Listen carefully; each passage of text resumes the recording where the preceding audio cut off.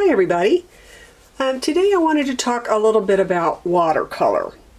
So if you're going to watercolor on a card, the best bet is either to use actual watercolor paper, which will absorb some of the liquid, but also our shimmery white works very well for watercoloring. So just to show you a few examples of some watercolor. Most of these are holiday cards, not all, but this was colored with the pencils and then used the watercolor aqua painter to pull out the color. This was a card done by Kathy Wiley, my downline, and she used actual ink and the aqua painter to paint on this to give that the watercolor look. This was a card that we did, a number of years ago now, where we watercolored the poinsettia. Again, here, this one is watercolored. This is watercolor paper as well. And typically, if you're going to watercolor, at the end, if you'll put a little yellow around the focal image, it gives it more of a pop. See, I didn't do it on this one, but I did on this one. And this is my favorite card that I ever did, and this one's watercolored. So you can see too on these, I embossed actually in gold on these two cards. These were just stamped and watercolored. So if you're going to stamp and watercolor like we're going to today, you want to use StazOn because that won't run with the water. It's a solvent ink. If you use the embossing, sometimes it's easier because it kind of keeps the ink in.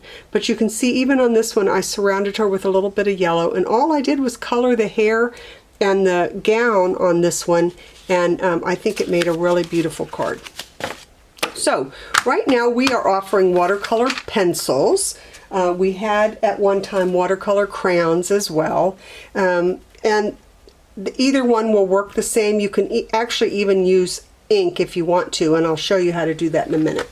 So just in the interest of time, I stamped some of our poppies on here and some of the stems, did a little bit of the background. So I wanted to go on here and show you just a couple things. So if you want to use your aqua painter, I would have a napkin nearby because sometimes you'll get a little bit too much water coming out. Get it started and then just blend. See how easy that blends, and it just looks so nice. You can get rid of all of the lines that you do, because this is actually the shimmer white paper that I'm using for this one. Okay, and I did the background, I did the flowers. You want to usually leave some white areas when you're watercoloring. That makes it a little more traditional watercolor. Okay, but I had done some of these ahead of time because I wanted to show you now, if I want to go back, like this flower looks a little flat. So I can go back, I watercolored it and it's dry now, and I can go back over it again to try to give it some shading, which will make the flower look not quite so flat. Okay. All right, you can see I'd already done the shading on this one, so you can see the shading. And then again, if I just pull that out with my aqua painter, see how that just really kind of makes it pop. So then I can get the shading on there.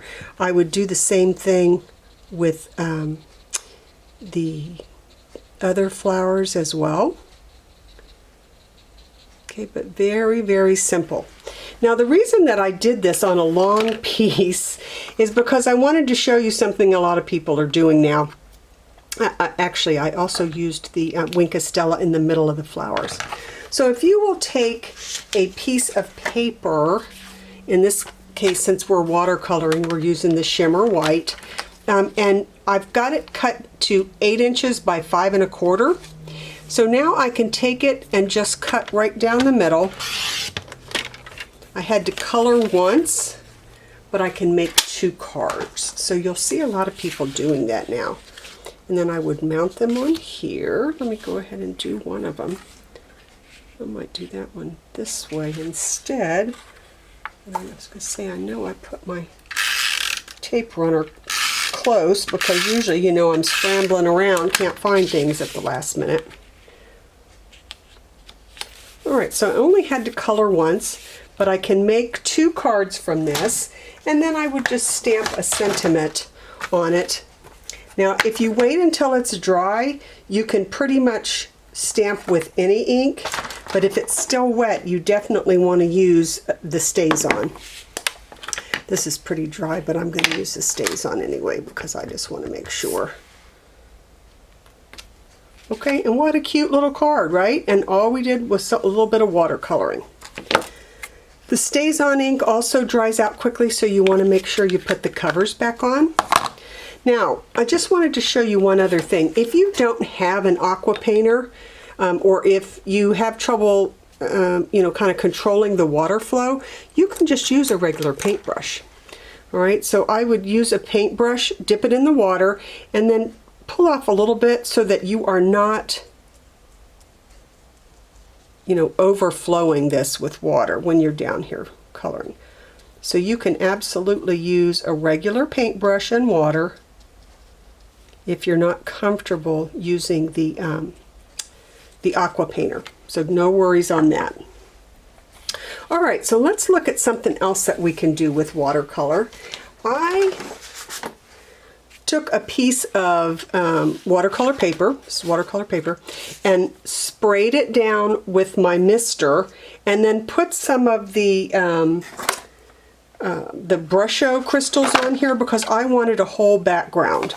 But I wanted to show you too, if you don't have those, you can still take, this is a piece of watercolor paper that I have tapped down to a piece of cardboard, and the only reason I do that is because when you get it wet, the watercolor paper will start to curl like this, which will make the ink run.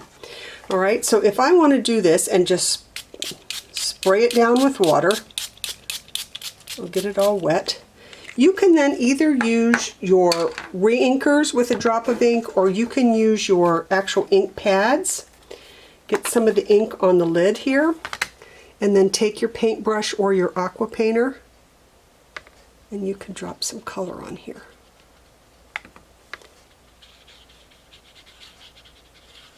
Alright, so you don't have to have the Brusho to create the background.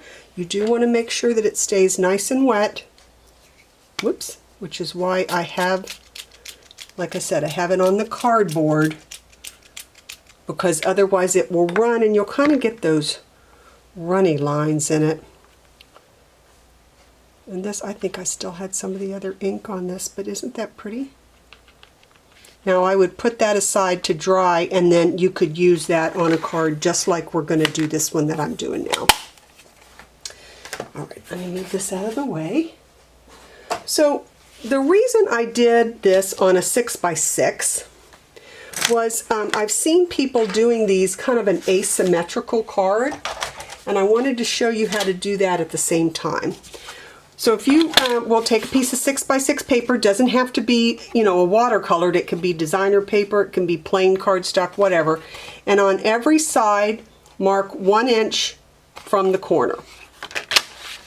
And then if you will take it and cut from the 1 inch mark on one side to the 1 inch mark on the other side, and then turn it and do the same thing here. You have to be a little careful with this one.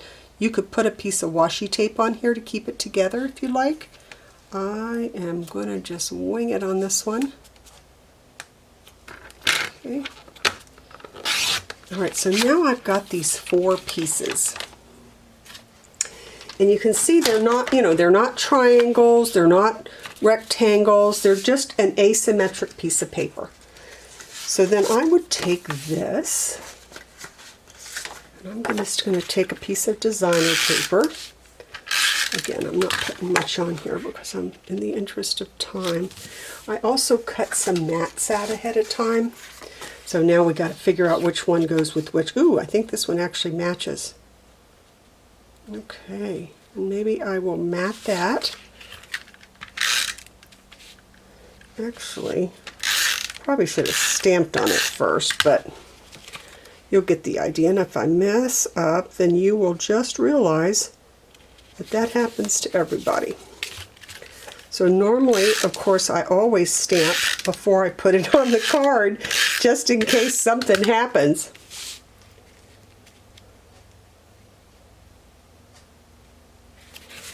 But isn't that cool? It just gives you a little piece of something there. So then I would take maybe my my poppies. Nope, better take the smaller one because I have the smaller block out. Okay, again, since this is dry, I could stamp on it with anything, but I'm going to go ahead and use the Stays On since I have that out. And then give this one a happy birthday also. Doesn't that make a cute card? Just these little, so these little pieces now, I can make 4 cards with this just one background. And all I did, like I said, I started with 6x6 paper. I marked it 1 inch from each corner, and then I cut them out. All right, so last but not least, I stamped the umbrella here. Move some of this stuff out of the way. And I wanted to make it look like the umbrella had flowers in it, you know, because the umbrella's upside down. So you can actually take stamps, and small stamps, I'm just going to tell you, small stamps work the best for this. So I'm going to take the green, I'm using Shaded Spruce, and I'm going to stamp the grass at the bottom. Now notice when you're doing this, you want to stamp it more than one time. So 1, 2, 3, 4, 5. So that you're getting some that are lighter and some that are darker. I think I just stuck my a little bit higher and a little bit lower. So instead of just stamping it one time, I'm stamping it quite a bit. Okay, and that's given me my grass at the bottom, and then I wanted some greenery in the umbrella also. Okay. Again, I'm stamping a bunch of times. Okay, then I'm going to stamp some flowers, and you'll see how this turns out in just a minute. And again, you know, we're filming, so maybe it'll turn out, maybe it won't. You never know. So 1, 2, 3, 4, 5. 1, 2, 3, 4, 5. And I used a larger flower for the example that I did. I'm going to show you in a minute, but I think on this one I'm just going to use the smaller flower because I liked it better.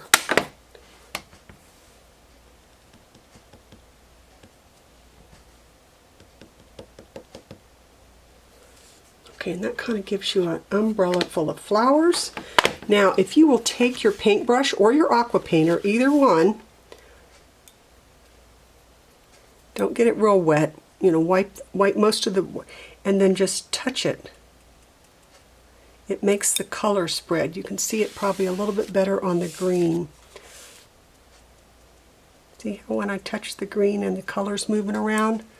So even though it's stamped, by kind of watering this color after you've stamped it, it gives it more of a watercolor look.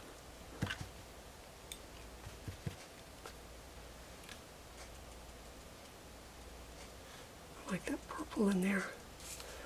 I did the same thing up here on the raindrops, and notice I did stamp the raindrops upside down every time. I don't know what my problem is with stamping these raindrops, but I just definitely have a problem with it. So I would stamp that, I let it dry, and then I just stamped, you know, no matter the weather, we're friends forever. And I think I like this one better with the smaller flowers than the larger flowers.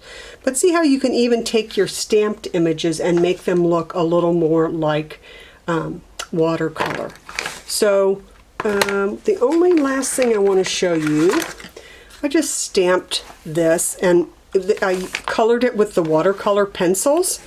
So now I could take my aqua painter or my paintbrush, and I can, whoops, sorry, I can, you know, blend this. See how that just really makes the color pop? And all you have to do is rinse it off between colors. Try not to touch colors, because then that's when it starts to get muddy. But we also, if you remember, we have the blender pens. So the blender pens, even though, see, that's colored, there's no color coming off. The blender pens work in a similar way. They won't give you quite as much of a dilution.